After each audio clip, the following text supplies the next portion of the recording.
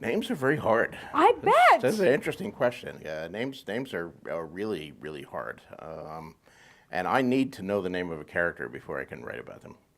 I met a writer once. I won't mention her name. She was a very successful science fiction fantasy writer. But I remember years ago I happened to be visiting her in her house, and it was so long ago she was working on her IBM Selectric. So that gives you an idea of how long ago it was.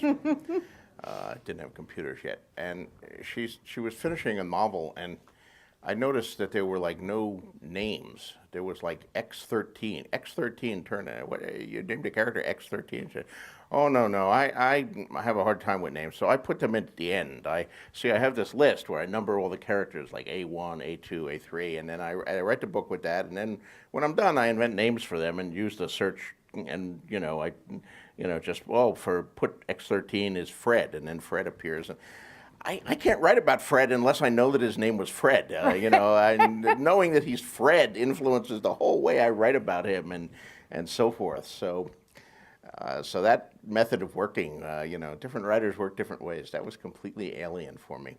But one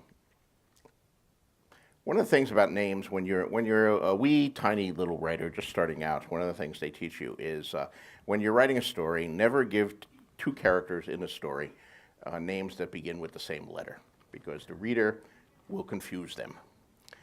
And I followed that rule for many years, but then when I was writing Ice and Fire, I said, wait a minute, I'm planning on having more than 26 characters. What am I going to do here? Am I going to name them like X-Fred?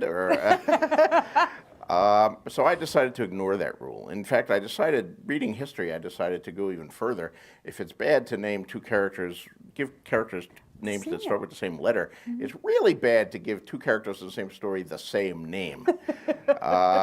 So I looked at, reading English history, which was the inspiration for that. If you read English history, and you guys are Canadians, I presume you know a little of English history, everybody in it is named Edward and Henry.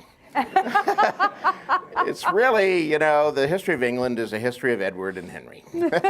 And occasionally Richard sneaks in and does a little mischief. But and somehow, yet we keep them, we attach numbers to them, we attach, secondary names, Edward of Woodstock, Henry of York or whatever, and we're able to distinguish one from the other with nicknames. And I said, I'm going to do that. That's much more realistic. I'm going to have these family names, and like many families I know in the real world, they'll be, I'm naming you after your grandmother. I'm naming you after your grandfather. There was this great king, and you want to curry favor, so of course you're going to name your child after the king. And I wanted to show all these naming patterns, and they all occur in the book, where you see, Robert comes to the throne, and a lot of children around the same time suddenly seem to have the name Robert in numerous families. But you also see families like the Starks, who keep having a Brandon every generation, every other generation. There's a Brandon of some sort, going back to their ancestor Bran the Builder, and the Lannisters, who always have the Ty, Tywin, Tybalt, Tyrion, so forth. So the echoes of family names and family naming patterns. I also wanted to show the ethnic groups.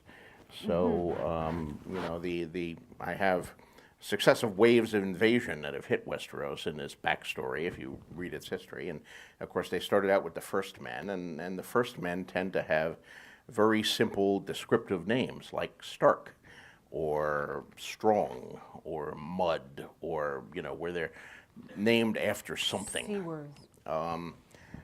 And then the Andals come in, and their names are a little more elaborate, and they don't tend to be named after things. So like Lannister or Arryn, these are Andal names.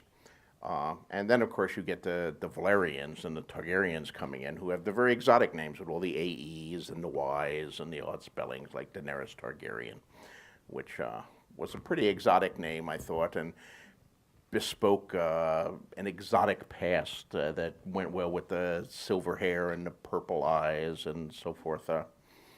It is somewhat startling that I receive all these baby pictures on the email of little girls who are being named Daenerys.